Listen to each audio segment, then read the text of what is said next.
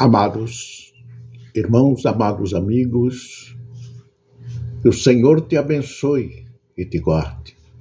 O Senhor faça resplandecer o seu rosto sobre ti e tenha misericórdia de ti. O Senhor sobre ti levante o seu rosto e te dê a paz. Amados irmãos, é muito importante nós vivermos em paz com Cristo no coração, atravessando este mundo cão em que nós estamos vivendo. Nós ontem terminamos o estudo sobre o trono branco que irá julgar, onde todos serão julgados, pelo Senhor Jesus, que ali é tratado como o ancião de dias, e pelos 12 juízes das 12 tribos de Israel, sendo jurados os justos. E agora nós vimos também ali que tinha alguém debaixo do trono, E ficou uma pergunta: os justos julgarão mesmo os ímpios? Sim, os justos julgarão os ímpios como um todo. A Bíblia nos diz, alguns escritores dizem que os ímpios julgarão os justos, mas a maioria diz que os justos julgarão o mundo, porque anjos também serão julgados, irão ter que ser julgados e condenados, não é? Porque a palavra de Deus nos diz isso. Portanto, em 1 Coríntios, no capítulo 2, capítulo 6, versículo 2, diz: ou não sabeis que os santos hão de julgar o mundo? Ora, o mundo deverá ser julgado por vós. Sois acaso indignos de julgar as coisas mínimas? Então eu recebi uma pergunta aqui no e-mail, mas a Bíblia não diz que nós não devemos julgar e só quem julga é Deus? Mas aqui nós estamos falando, já na vida espiritual e não na carnal.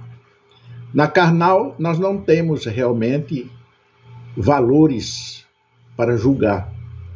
Por quê? Porque todo carnal ele é falho. E eu faço sempre comparação com a nossa atualidade. Quantos juízes injustos você está notando agora no nosso dia a dia? Uma infinidade. Imagine que aqueles homens estudaram para julgar imparcialmente. O símbolo da justiça é uma mulher com a venda nos olhos. No entanto, esta venda foi retirada. E os caras veem, os juízes veem a quem ele vai julgar. Como no passado, nada é diferente, nada mudou. É como já dizia um grande apresentador da TV, Chacrinha. Ele sempre dizia: neste mundo nada se cria, mas tudo se copia. Portanto, meu amado, no espiritual, os justos irão sim julgar aqueles que nesta hora negaram a Jesus Cristo e saíram para o outro lado, que não deveriam ter saído. Portanto, continuando, no 1 Coríntios ainda, no capítulo 6, versículo 3, ele diz: na sequência, Paulo ainda revela um pouco mais sobre esse julgamento. Não sabeis que havemos de julgar os próprios anjos? Quanto mais as coisas desta vida. Ali no espiritual nós estaremos julgando as coisas da vida. Agora como santos. Sim, agora ali como santos, escolhidos, lavados pelo sangue do Cordeiro. Ainda no Salmo 145, no versículo 20, o Senhor guarda a todos os que amam, mas todos os ímpios serão destruídos. E como serão destruídos? Receberão a sua punição que nós anunciamos aqui no mundo, por ordem do Senhor, e de pregar o evangelho a toda criatura. Não é? Porque pelo ouvir é que vem a salvação. Mas você ouve e debocha, não aceita, critica, persegue. Portanto, meu amado amigo, vou repetir este versículo: o Senhor guarda a todos que o amam, mas todos os ímpios serão destruídos. Ainda, em Ezequiel, no capítulo 3, versículo 18, ele nos diz nesta hora: quando eu disser ao ímpio, certamente morrerás, não o avisando tu, não falando para avisar o ímpio acerca do seu caminho ímpio, para salvar a sua vida, aquele ímpio morrerá na sua maldade, mas o seu sangue, veja bem, o seu sangue da tua mão o requerirei. Se nós não pregarmos o evangelho, a sua morte, meu amigo, que está no caminho errado, seremos responsáveis pela sua perdição. Então, o nosso dever é pregar, e de pregar o evangelho a toda criatura. Portanto, nós fazemos o nosso dever. Se você aceita, bênção para Deus. Glória a Deus. Toda honra, toda glória para Deus. O pregador, muitas das vezes, está pregando e muitas pessoas aceitam a Jesus e não foi aquela pregação que o salvou. Foram muitas outras que ele já ouviu. Alguns pregadores se envaidecem. E há razão para se envaidecer, porque foi um perdido que foi achado. Como aquela ovelha. Lembra daquela parábola das 100 ovelhas? Eram 100 ovelhas e uma se perdeu. E o homem botou as suas ovelhas no aprisco, num lugar seguro, e voltou para procurar aquela outra e a trouxe das costas. E é assim que Deus quer que façamos. Saiamos correndo atrás de você, sendo humilhado, sendo pisado, sendo maltratado, mas levando a mensagem salvadora até você. Mesmo que você não goste, mas é nosso dever, porque se assim nós não fizermos e você morrer sem a salvação de Cristo, nós seremos responsabilizados por sua morte ímpia. Ainda em Mateus, no capítulo 25, versículo 41, mas o rei Jesus ordenará aos que estiverem à sua esquerda: malditos, apartai-vos de mim, ide para o fogo, o inferno eterno, preparado para o diabo e seus anjos. Você deixou de ser anjo de Deus. Você agora é anjo do diabo, porque você conhece a palavra. E como é que você nega esse Deus e vai para um outro lugar? Ainda em Judas, do capítulo, ou melhor, 2 Pedro 2:4, ele nos diz: ora, se Deus não poupou os anjos que pecaram, mas o lançou no inferno, aprisionando-os em cadeias abismais tenebrosas, com o propósito de serem reservados para o juízo final. Nós estaremos lá, os salvos, os remidos do Senhor. Os justos estarão para julgar também os anjos. Portanto, prepara-te para te encontrares com o teu Deus.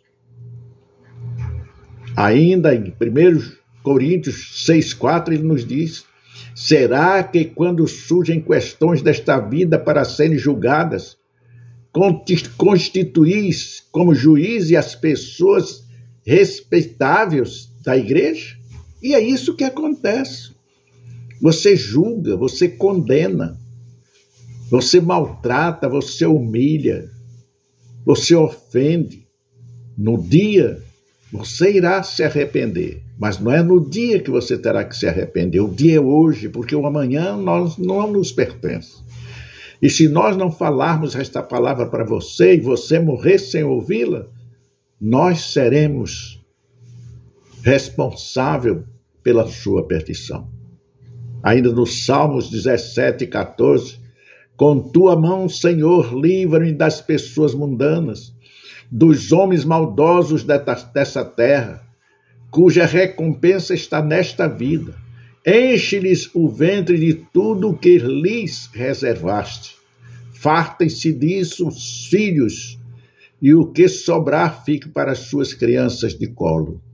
Clamando a Deus que tudo lhes seja favorável. sem nenhuma maldade, sem nenhum desejo do seu desperdício, mas lutando pela sua salvação. Ainda em Lucas, no capítulo 8, versículo 14, aos que caírem entre os espinhos, significam os que ouvem. Todavia, ao seguirem seu caminho, são sufocados pelas muitas ansiedades, pelas riquezas, pelos prazeres desta vida, e não conseguem amadurecer. Morrem antes de nascer, porque são mortos-vivos. Nascer para a vida eterna. Eles não terão, não conseguirão este direito. Ainda, em Lucas, no capítulo 8, no versículo 14, aliás, 34, Lucas 21, 34, tende cuidado de vós mesmos. Sim, porque nós também somos tentados. Portanto, tende cuidado de vós mesmos, para que jamais vos suceda o que o vosso coração fique sobrecarregado com as consequências da libertinagem, da embriaguez, das ansiedades desta vida terrena, para que aquele dia não se precipite sobre vós, de surpresa, como uma armadilha. Quando o Senhor vier, ninguém sabe quando ele virá, mas nós temos que estar preparados, temos que estar atentos a todos os detalhes para que não venhamos a perder a salvação. Há um exemplo nas 10 virgens, né? Tinham 10 virgens, 5 estavam preparadas com seu azeite garantido, ainda com reserva, você que se acabasse eles tinham, outras 5 não tinham. Eram as virgens prudentes e as inércias. Portanto, prepara-te para te encontrares com o teu Deus. Aí em 2 Coríntios, no capítulo 2, versículo 4, ele nos diz: nenhum soldado em serviço se permita envolver em negócios da vida civil, porquanto seu objetivo é agradar aquele que o recrutou para a guerra. O seu Deus, nós somos recrutados para esta guerra espiritual, esta guerra que parece que não tem fim, mas já está bem próximo à vinda do Filho de Deus para buscar a sua igreja. Ainda em 1 Coríntios, no capítulo 4, versículo 5, portanto, nada mais julgueis antes do tempo, até que venha o Senhor, o qual não somente trará à plena luz as coisas ocultas das trevas, mas também manifestará os desígnios dos corações. E então, cada um receberá o seu louvor da parte de Deus. Prepara-te para te encontrares com o teu Deus. Ele te convida, ainda há tempo, estamos na época da graça. Ainda há tempo de você voltar. Ainda há tempo de você confessar a Ele os seus pecados e se reconstituir com o direito de ser chamado Filho de Deus. Ainda em Apocalipse, no capítulo 6, versículo 9, e havendo aberto os 5 selos, vi, debaixo do altar, as almas dos que foram mortos por amor da palavra de Deus e por amor do testemunho que deram. E aqui, meus irmãos, aqui os cristãos que continuam a isolar os textos sagrados se firmam para dizer que a alma do crente é imortal e que vai para o céu ao morrer aqui na terra para receber das mãos do Filho de Deus a vida eterna. Até outra vez nos encontrarmos. Que Deus continue nos abençoando abundantemente. Amanhã continuaremos com este estudo, se Deus assim nos permitir. Em nome do Senhor Jesus, os santos dizem amém. Em nome do Senhor Jesus, amém.